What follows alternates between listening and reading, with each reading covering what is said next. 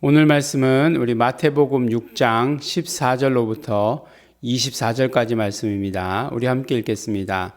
너희가 사람의 과실을 용서하면 너희 천부께서도 너희 과실을 용서하시려니와 너희가 사람의 과실을 용서하지 아니하면 너희 아버지께서도 너희 과실을 용서하지 아니하시리라. 금식할 때에 너희는 외식하는 자들과 같이 슬픈 기색을 내지 말라. 저희는 금식하는 것을 사람에게 보이려고 얼굴을 흉하게 하느니라. 내가 진실로 너희에게 이르노니 저희는 자기 상을 이미 받았느니라. 너는 금식할 때에 머리에 기름을 바르고 얼굴을 씻으라. 이는 금식하는 자로 사람에게 보이지 않고 오직 은밀한 중에 계신 내 아버지께 보이게 하려 함이라. 은밀한 중에 보시는 내 아버지께서 갚으시리라. 너희를 위하여 보물을 땅에 쌓아두지 말라. 거기는 좀과 동록이 해하며 도적이 구멍을 뚫고 도적질하느니라. 오직 너희를 위하여 보물을 하늘에 쌓아두라. 거기는 좀이나 동록이 해하지 못하며 도적이 구멍을 뚫지 못하고 도적질도 못하느니라. 내 보물이 있는 그곳에 내 마음도 있느니라. 눈은 몸의 등불이니 그러므로 내 눈이 성하면 온몸이 밝을 것이요 눈이 나쁘면 온몸이 어두울 것이니 그러므로 내게 있는 빛이 어두우면 그 어둠이 얼마나 하겠느뇨. 한 사람이 두 주인을 섬기지 못할 것이니 혹 이를 미워하며 저를 사랑하거나 혹 이를 중히 여기며 저를 경히 여김이라. 너희가 하나님과 재물을 겸하여 섬기지 못하느니라. 아멘. 네, 우리 계속해서 우리 산상수훈의 말씀을 통해서 우리가 지난번에 어제는 아니죠. 지난주의 말씀이죠. 그 지난주의 말씀 가운데 주기도문, 그러니까 예수님께서 가르쳐 주신 기도, 너희는 이렇게 기도하라라고 하시는 말씀으로부터 시작된 기도를 들었습니다. 그래서 우리가 주기도문의 기도를 듣고 나서 그 다음에 오늘 14절, 15절 말씀은 어떤 면으로 이야기하면 그 주기도문의 말씀에 더 부연되는 그런 말씀이다라고 이렇게 할 수 있습니다. 그래서 우리가 우리 죄를 용서한 것 같이 우리 죄를 사하여 주옵시고 라고 이렇게 하시는 말씀이 있지 않습니까? 그 용서에 대한 말씀에 대해서 조금 더 풀어서 해주신 말씀이 오늘 14절 15절 말씀이다 라고 이렇게 말씀합니다.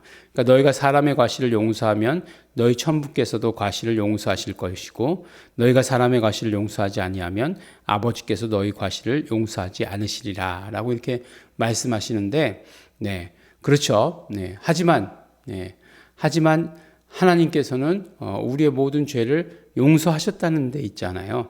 먼저 용서하셨다는 데 있잖아요. 그러니까 먼저 용서하셨는데 우리가 어떻게 하는가에 따라서 하나님께서 용서하고 용서하지 않으시고가 달려있는 것처럼 이렇게 우리가 들으면 안 되는 거죠.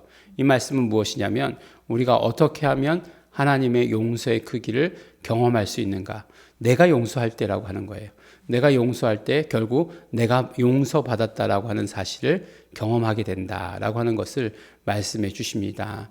그래서 사실 그 용서라는 것이 항상 용서하라 말이 쉽지 굉장히 어렵지 않습니까?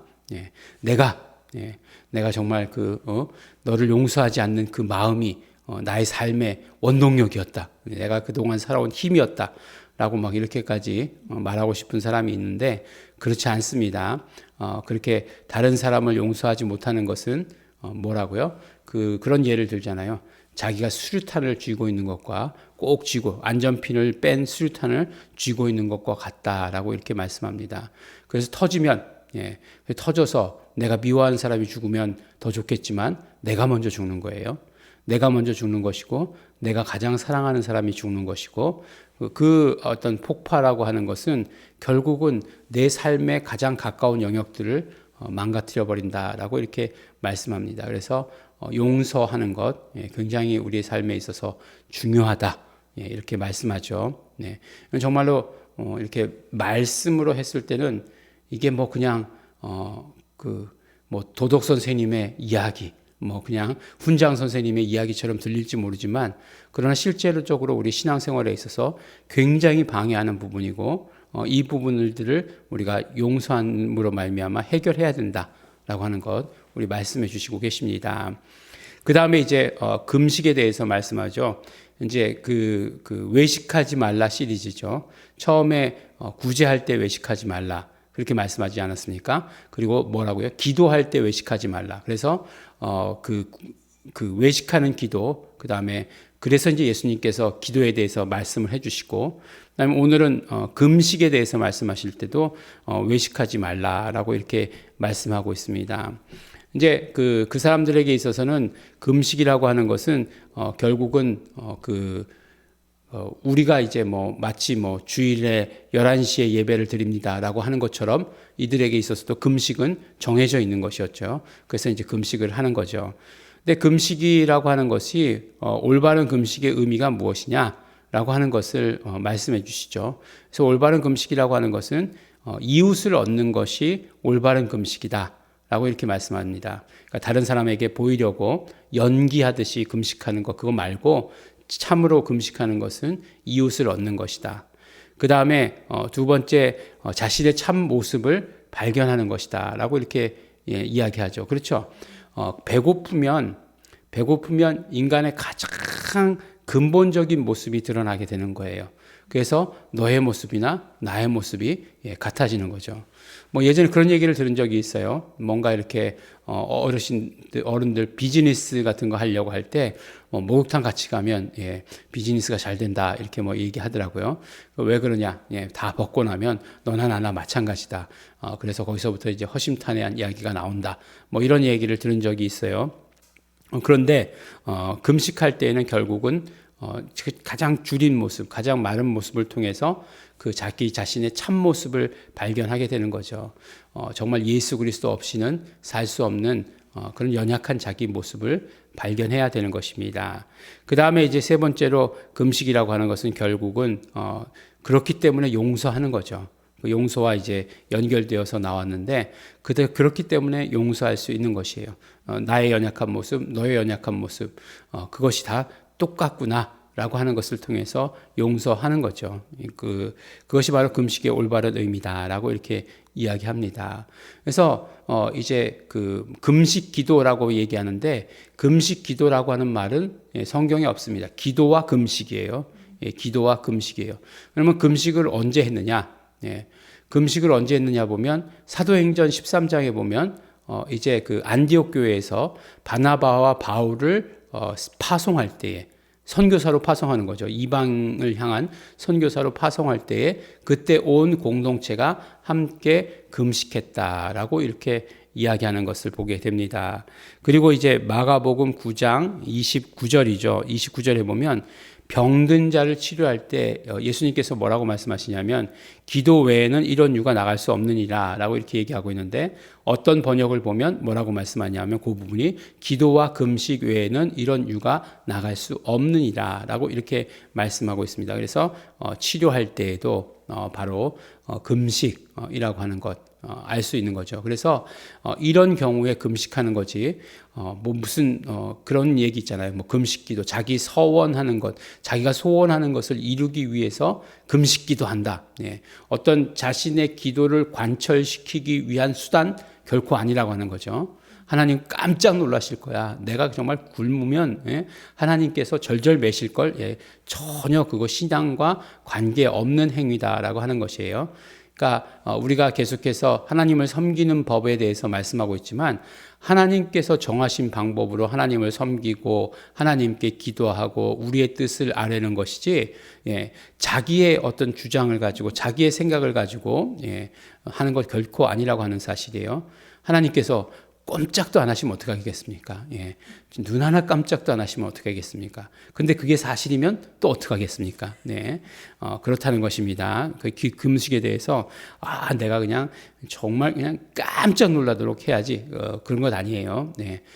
내 한이 이렇게 그냥 해가지고 금식해야 되겠어. 그런 것도 결코 아니라고 하는 것 말씀해 주시고 계십니다. 그래서 올바른 금식, 외식하는 금식이 아닌 올바른 금식에 대해서 말씀해 주시고 계십니다. 그 다음에 이제 말씀하고 계시는 것은 물질에 대해서 말씀해 주시고 계시죠.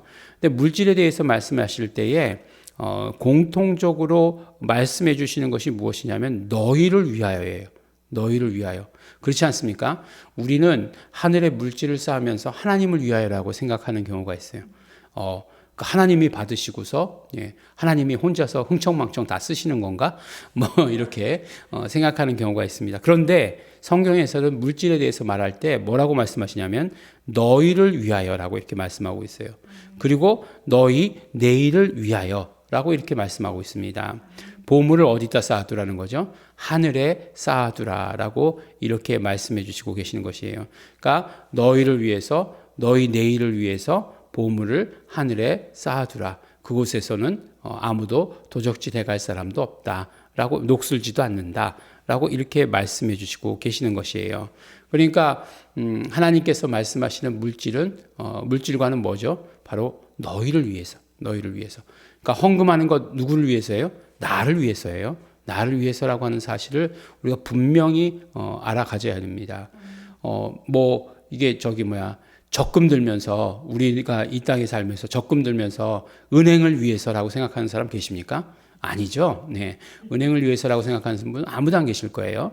마찬가지죠. 우리 헌금을 하면서도 너희를 위해서라고 이렇게 말씀해 주세요. 하나님이 뭐가 부족하셔서 우리의 그 돈, 그 얼마 안 되는 돈을 받아 가지려고 하시겠습니까? 그렇지 않죠. 그러나 하늘에 쌓는 것은 결국 내 마음이 하나님께 있다. 보물이 있는 곳에 내 마음도 있다라고 하는 것이니까 그것이 가장 중요하다라고 이렇게 말씀해 주십니다. 내 마음이 어디에 있는가? 내 마음이 하늘에 있다. 내 마음이 하나님께 있다라고 하는 것, 언제나 하나님을 향하고 있다라고 하는 것을 이렇게 그런 것을 이 땅의 삶에서도 확정해라 이렇게 말씀해 주시는 거죠. 그 다음에 말씀해 주시는 것은 무엇입니까? 마지막에 말씀하시는 것은 그렇기 때문에 재물이 주인이 될 수 없다. 두 주인을 섬길 수 없다는 것은 하나님과 재물을, 사실은 이렇게 재물이라고 얘기할 때 우리가 그냥 재물이라고 얘기했지만 만몬이라고 하는 것은 그 신을 말하는 거예요. 재물의 신을 말하는 거죠. 그래서 하나님과 그 신을 같이 섬길 수는 없다라고 하는 것을 우리에게 말씀해 주시고 계십니다. 누구만 섬겨야 되죠? 하나님만 섬겨야 된다라고 이렇게 말씀해 주십니다. 아주 똑같은 톤으로 변함없는 목소리로 여러 가지에 대해서 말씀했지만 우리 한 가지가 산상수훈을 통해서 예수님께서 우리의 신앙생활을 어떻게 해야 되는지에 대해서 말씀해 주시고 계십니다. 예수님께서 말씀하신 대로 우리 신앙생활을 해야 되는 것 우리 기억하시고, 또 오늘 그 용서에 대해서, 또 금식에 대해서, 참 금식이 무엇인가, 또 하나님의 경제 법칙에 대해서, 또 재물이 주인 될 수 없는 그 사실에 대해서 우리 말씀 들은 것을 가지고 언제나 지키시면서 언제나 그 삶을 사시는 우리 여러분들이 되시기를 예수 이름으로 축원합니다. 기도하겠습니다. 하나님 아버지 감사합니다. 하나님 아버지, 우리가 정말 우리의 신앙생활이 예수님께서 가르쳐 주신 대로 하는 신앙생활 되게 하여 주시옵소서. 내가 기준 세우고 내 경험대로 하는 것 아니고 하나님의 기준으로, 하나님께서 정하신 대로, 예수님께서 우리에게 가르쳐 주신 대로 신앙생활 하게 하여 주시옵소서. 신앙생활, 정말 우리의 모든 물질의 삶, 우리의 어떤 용서의 삶, 우리의 영육혼의 모든 삶을 다 그렇게 이루어갈 수 있도록 되기를 간절히 바라고 소원합니다. 성령님 함께해 주시옵시고 축복하여 주시옵소서. 감사드립니다. 예수님 이름으로 기도드렸습니다. 아멘. 그러므로 이 시간 기도하실 때에 우리 정말 예수님께서 우리에게 가르쳐 주신 대로 그 신앙생활 할 수 있도록 되기를 원합니다. 성령님, 그 마음을 우리에게 주시옵소서. 성령님, 우리의 마음이 언제나 하늘에 고정되게 하여 주시옵소서. 언제나 하나님께로만 향하게 하여 주시옵소서. 우리 다 같이 통성으로 기도하시겠습니다.